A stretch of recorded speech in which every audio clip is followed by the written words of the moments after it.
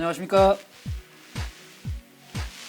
농민운동가 한도숙의 농사얘기 천하태평 제13회를 시작하겠습니다. 예,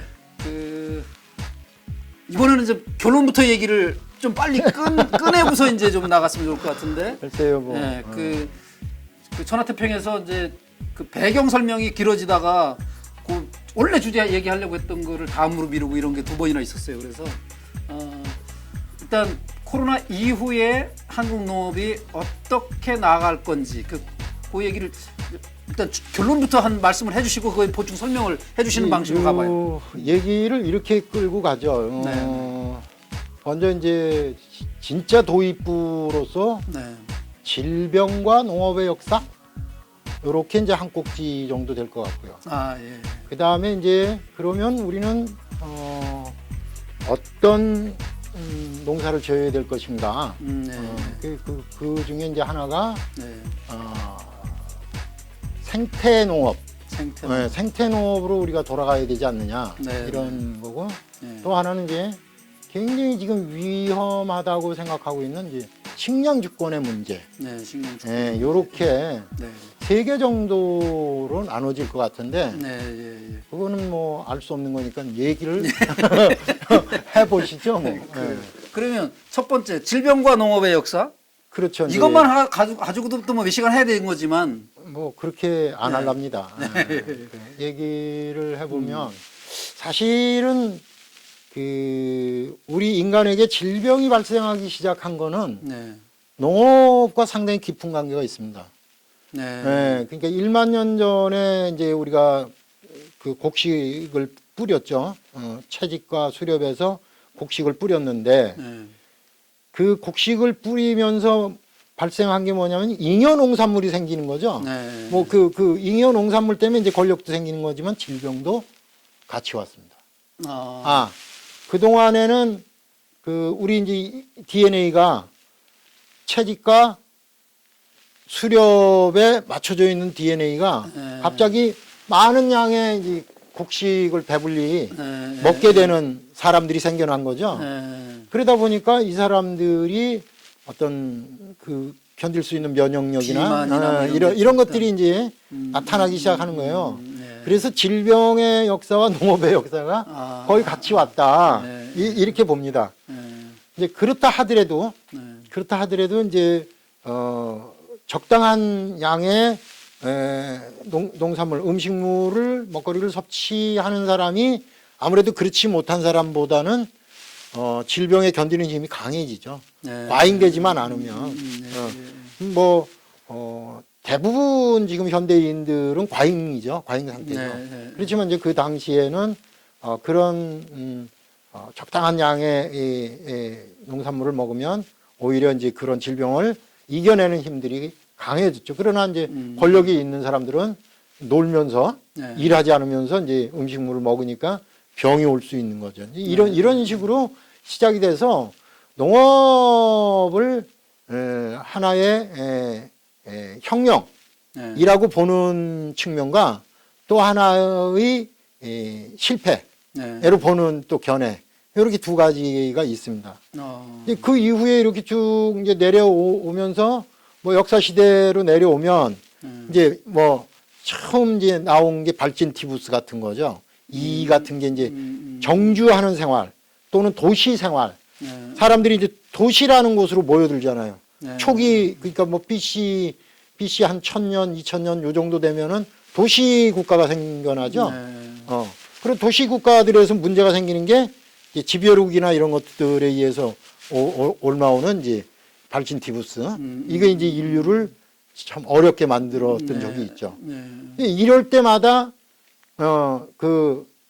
이렇게 떨어져서 사는 사람들은 그런 게 없었어요. 농촌의 산지에서 또는 아니면 목축을 하거나 하는 이 돌아다니는 사람들은 그런 게 별로 없었는데 도시는 그런 게 이제 컸죠. 그 다음에 이제 중세에 들어오면 흑사병이라고 하는 패스트. 아주 유명한 거 아닙니까? 거의 유럽 인구의 40%가 그걸로 죽었죠. 그 다음에 이제 몽골이나 비잔틴 제국이 망한 것도 이제 뭐 흑사병하고 나병 나병. 이제 그때 나병이 이제 생기기 시작했다고 그래요. 예. 그런 식으로 이게 이제 질병이 인류를 계속 괴롭히죠. 그럴 때마다 이제 인류는 또 방법을 찾아가지고 이제 이겨나가고 예. 뭐 현미경이 발견되고 그다음에 뭐 플레밍에 의해서 이제 그 토양에 있던 그 페니실린이 이제 염증을 예. 가라앉힌다는 것도 알게 되고 뭐 이러면서 이제 우리는 2차 대전, 2차 세계대전 때는 그 페니실린이 최고였죠. 네. 모든 상처에는 페니실린을 네. 처리해가지고 죽어가야 될 사람들이 살아난 거죠. 그러나 그렇다고 해서 인류가 안정적으로 살게 된 건 아니에요. 그 이후에 계속 나오죠, 이제. 바이러스로 이제 진화가 되죠. 네. 우리는 그 바이러스를 이겨낼 수 있는 면역력이 있었음에도 불구하고 다 이게 사람들이 모여 살다 보니까 도시라고 하는 것을 형성하다 보니까 뭐 콜레라도 발생을 하면 그냥 와장창 죽어나가지. 장티푸스 그렇죠. 뭐 조선시대를 계속적으로 괴롭혀 왔던 게 연병. 연병이라고 그랬던 장질부사. 열병이죠, 열병. 연병은 전염병을 줄여서 연병이라고 그런 거니까 거기는 이제 장치푸스 이런 것들이 이제 다 포함되는 거지. 또 포함되는데 네. 어쨌든 그런 역질이라고 하는 것들은 다 전염병이었죠. 그렇죠. 지금 뭐 코로나도 연병이죠. 전염병이니까. 뭐 그렇게 볼 수 있는 건데 이제 승질은 좀 다르잖아요. 그건 세균이고 이제 이거는 바이러스란 말이에요. 그러니까 그만큼 걔네들도 이제 살아나면서 사람을 숙주로 하는 삶을 이어가야 되기 때문에 어쨌든 우리가 이 삶을 계속 유지를 이런 형태의 삶, 이런 지금까지 우리가 만들어 왔던 이런 형태의 그러니까 신자유주의 이런 형태의 문명을 물질 문명을 계속 유지한다고 하면 결국은 코로나 19가 아니라 20, 21이 계속 이어질 수밖에 없다라는 이제 이런 반성 위에서 인류가 그러니까 먹거리를 취하는 가장 기본적인 형태. 난 이걸로 돌아가야 된다. 이게 뭐냐면 햇빛. 햇빛을 우리가 어떻게 이제 잘 보존하고 이용하고 하느냐는 건데 이제 이산화탄소와 물이 합쳐지는 과정 속에서 빛이 들어가면 광합성이라는 걸 하는 거예요. 생물 시간이 된 것 같아 갑자기. 요게 이제 탄소 동화 작용을 얘기하는 거예요. 물과 이산화탄소가 합쳐지는 가운데 빛이 관여를 하면 식물들이 하여간 광합성 작용을 한다. 설탕이 나오는 거예요. 설탕과 물이 나오는 겁니다. 빛이 들어가면 설탕과 물이 나오는데 이 설탕이 바로 이제 우리가 에너지로 사용하는 거죠. 그거를 우리는 이제 그러니까 이 사탕수수에서 나오는 게 아니고 사탕수수에서 나오는 게 아니고 모든 것은 다 그러니까 우리가 상추를 먹던 마늘을 먹던 거긴 다 당이 들어가 있는 거죠. 당분이 들어가 있죠. 그 당분을 우리가 섭취하는 거잖아요. 기본적으로 그렇습니다. 이제 그런 기본적인 틀로 돌아가야 된다. 그런 틀로 들어가야 된다. 지금 보면은 우리가 고기들을 좋아하시는데 이제 고기를 너무 먹다 보니까 뭐 이상한 이제 현대 질병들이 나오고 그러는데 이 고기를 먹으려면 기본적으로 그런 태양과 토양이 만들어낸 그 광합성 속에서 만들어낸 산물들을 소나 돼지나 닭이나 이런 애들이 먹는 거예요. 옥수수의 당분을 걔네들이 이용해서 살을 찌우면 우리는 그걸 이제 먹는 거잖아요. 근데 이게 효율이 굉장히 낮잖아요. 우리가 직접 그 옥수수나 뭐 쌀이나 이런 거를 섭취하는 거는 여러 사람의 배를 불릴 수 있지만 여섯 명의 배를 불릴 수 있지만 그거를 고기로 환산을 하면 한 명뿐이 못 먹는 거예요.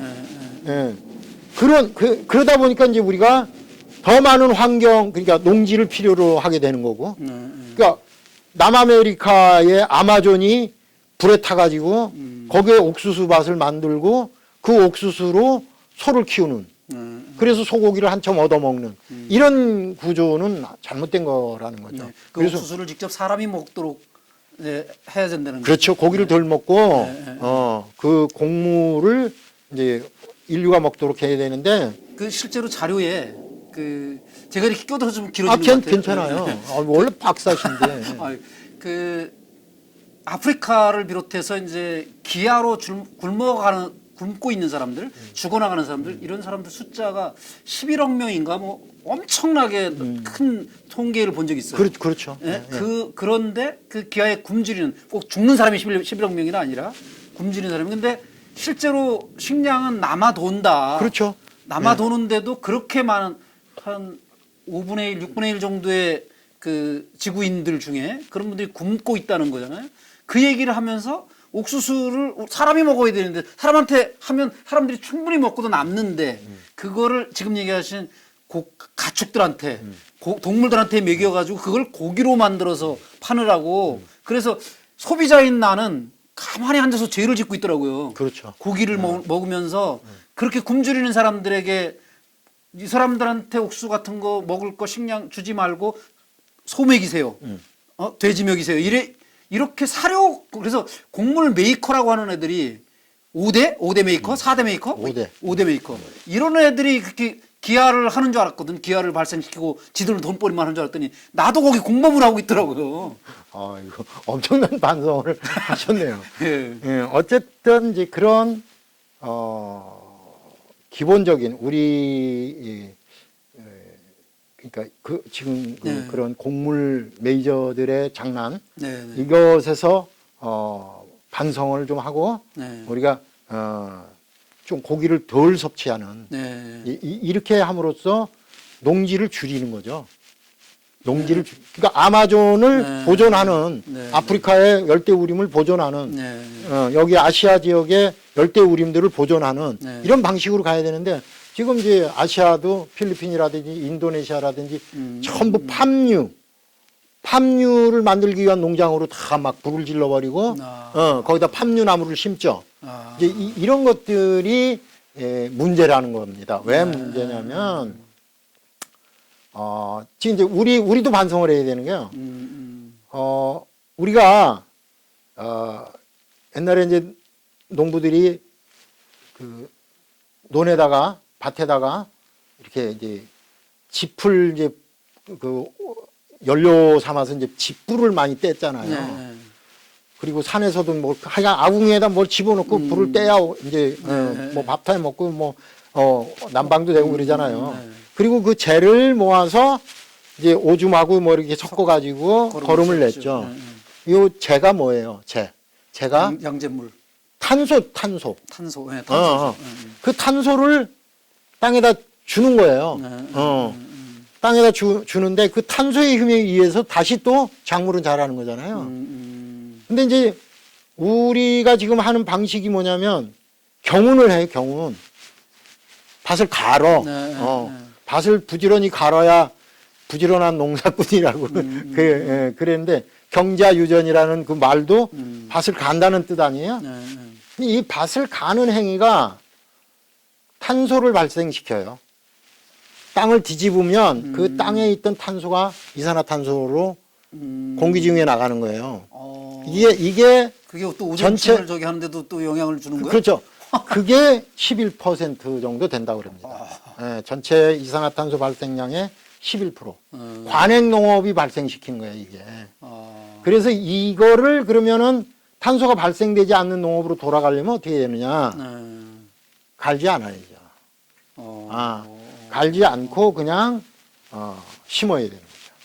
이제 요런 여러 가지 방법들이 있겠지만 하여간 기본적으로는 그렇다는 겁니다. 논농사도 정말 직파하는 분들 가끔 계시는데. 예. 그 뭐 갈지 않고 그냥 이렇게 해서 뿌리고서 그냥 물 담아 두면 이렇게 이제 나오는 그런 방식들도 있긴 한데 어쨌든 그런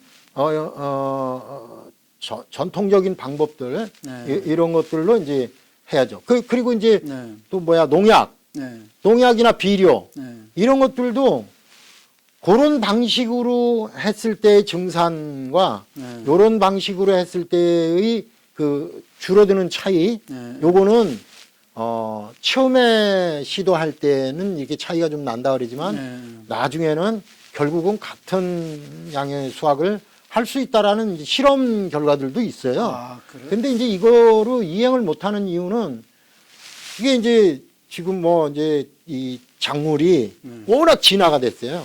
뭐에 맞춰서 비료와 농약에 맞춰서 진화가 된 거예요. 지금 우리가 백화점에서 최고의 농산물이라고 하는 기계로 찍어낸 듯한 그런 농산물들이 거기에 맞춰서 개발된 농산물이죠. 그래서 이제 이거를 직파를 하거나 농약을 주지 않고 비료를 주지 않는 농사로 나갈 수 있도록 하는 종자 개량이 필요한 거죠. 이런 노력이 필요한 거죠.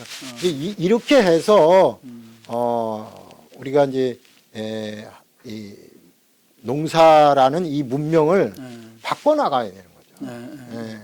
그래요. 그러면 이제 그 얘기하시려고 했던 것 중에서 첫 번째 그 질병과 농업의 역사, 그러니까 이거를 얘기를 하신 요거로 다 정리하고 바로 이어서 그냥 계속 갑시다. 아예 강연이라고 생각을 하고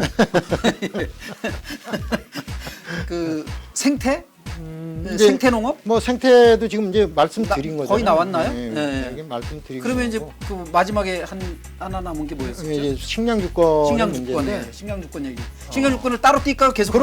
띄워서 하는 게 좋을 것 같아요. 따로 그래서 띄워서 하는 꼭지로 게. 그냥 야, 정리하는 그래요. 거예요. 그래요. 예, 그 주제 하나가 더 남았습니다. 이제 오늘 그 코로나 이후의 농업 이야기를 좀 하고 있었는데 여기쯤에서 그 두 가지 이야기, 그 질병의 역사와 생태 농업에 관한 이야기를 마무리 짓고 끝으로 이제 그 하나만 더 참아주시면 다음 꼭지를 한번 기대해 주십시오. 그 코로나 이후에 한국 농업이 어떻게 나가야 될지 한도숙의 천하태평을 기대해 주십시오. 지금까지 시청해 주신 여러분들께 감사드립니다. 고맙습니다.